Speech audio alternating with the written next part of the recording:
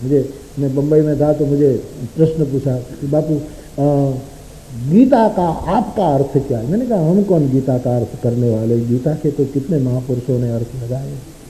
बोले नहीं, गांधी जी ने कहा अनासक्ति योग, तिलक ने कहा ये कर्म परक है, किसी ने कुछ कहा, किसी ने कुछ कहा, किसी ने कुछ। हमने कहा कि हमको तो 2-3 वस्तु गीता से मगज में बैठी है, वो करते रहते हैं। क्या कि एक वस्तु तो हमने ये पकड़ी है कि जीवन का रथ भगवान को सौंपना,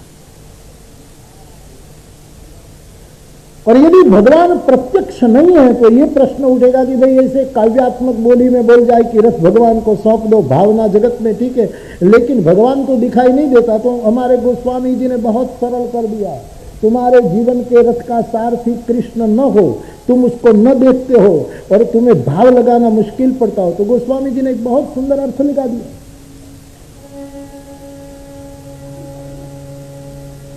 ईश भजन सारथी सुजाना, ईश भजन सारथी सुजाना, बिरती चरण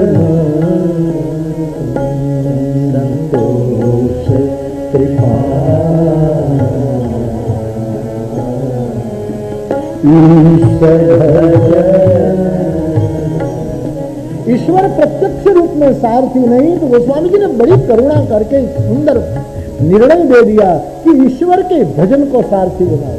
हमारे जीवन का संचालन हम न करें, हमारे जीवन का संचालन, भोजन तो करना चाहिए लेकिन हमारे जीवन का संचालन भोजन के द्वारा न हो, हरि भजन के द्वारा,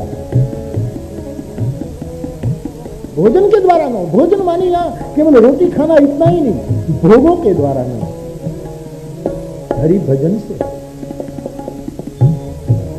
तो एक तो जीवन का रथ हरि भजन को सौंप दे, दूसरा स्मर और स्मरण दोनों संग संग करें। गीता से यही उठाया, स्मर और स्मरण।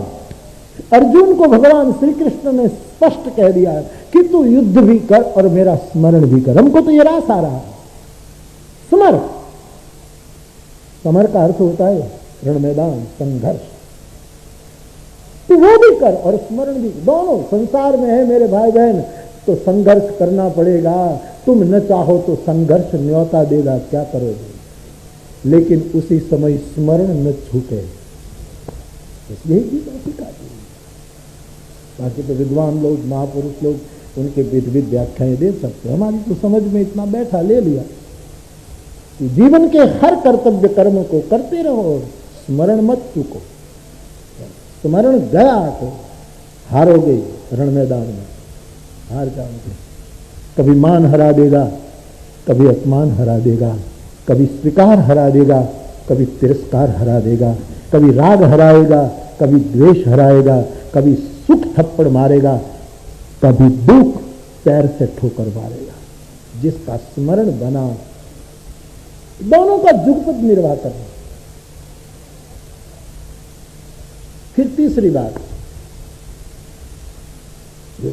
जो रास आई है सो कह रहा हूं, तीसरी बात कि भाई हरि भजन को सारथी बना दे, हरि को सारथी बना दे, और संघर्ष भी संसार के साथ रहते हुए स्मरण चालू रखे, ये सब कर लिया। फिर कभी मार्गदर्शन की जरूरत पड़ी तो, जीवन तो है भाई, कभी मार्गदर्शन की जरूरत पड़ेगी तो किसको पूछे? तब परमात्मा के बोले हुए शास्त्रों के वचन को कहो, करिष्ये वचनम तव। परमात्मा ने जो वचन बोल दिए उसी वचनों को मैं करूंगा, केवल सुनूंगा नहीं, मानूंगा नहीं, सोचूंगा नहीं, उसकी व्याख्या करूंगा नहीं, उसकी परिभाषा करूंगा नहीं, मैं करूंगा, उसके मुताबिक मैं चलूंगा।